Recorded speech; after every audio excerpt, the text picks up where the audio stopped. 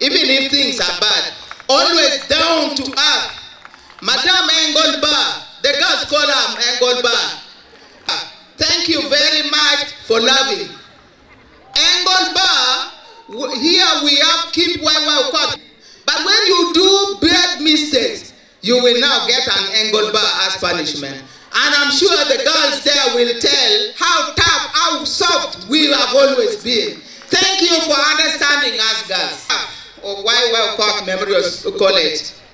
Here now serving Mr. Katende, the deputy, and Mr. Otor. Thank you for work being done. And I want to continue that the same support you give to the incoming head teacher. All the staff of the school, I cannot thank you enough for your commitment, right from the compound workers. If you come to YY at 6, the compound workers are already on the ground mowing, and yet work starts at 8. When the bell rings here, the other one gone, the kitchen staff are ready. Everybody, the teachers. One time Mike asked me, what time do you leave these girls to rest? At dawn he wakes up, the teachers are in class. He gets to sleep, some of them are still in class. And particularly one day he asked, this Mr. Ucheng, what is his responsibility in YY? He is always in the compound.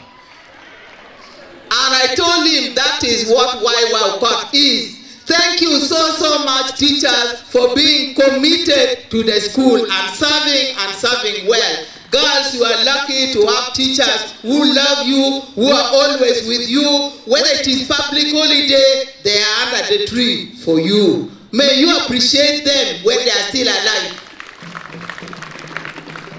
Some of these teachers have since then left the school.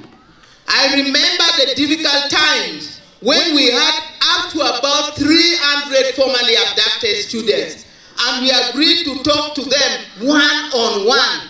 That was a big burden. Myself, Jolie Watmon, and then the then senior woman teacher, Florence. It was really difficult and draining to listen to the stories of these girls. And some of them even revealing people we knew that they killed.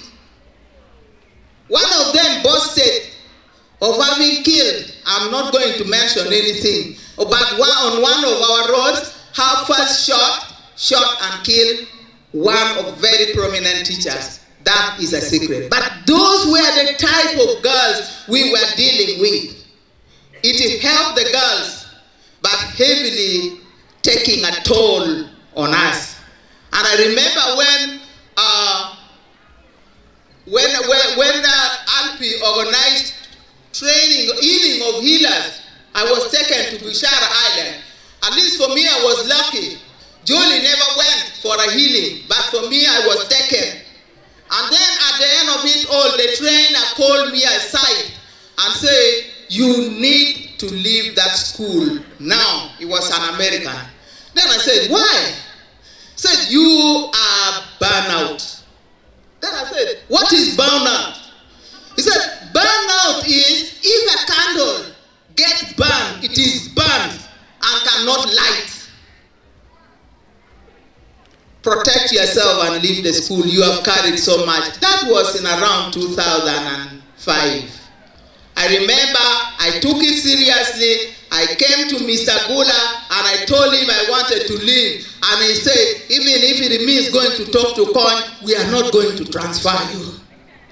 And members, I came back, I prayed to God, and God can heal burnout. I got stronger energy to move, to serve the girls. And when Calypso came, the hysteria, it wasn't a problem because God had already healed me from the burnout. That is what it is. Yet another time, because I'm saying I'm giving you my journey. At that time, girls kept collapsing. Sometimes by sound alone, it would be enough. So one day, a girl just collapsed, was throwing, I think was lazy to read. and then was trying to throw papers up in that senior one white. And it sparkled the class. They started running out. The next thing I knew, girls were collapsing, and it was from one class to another, from one class to another. So we started taking them to hospital. That time I didn't have a big car. It was a small well-caught girl in a Yule. We are here in the school.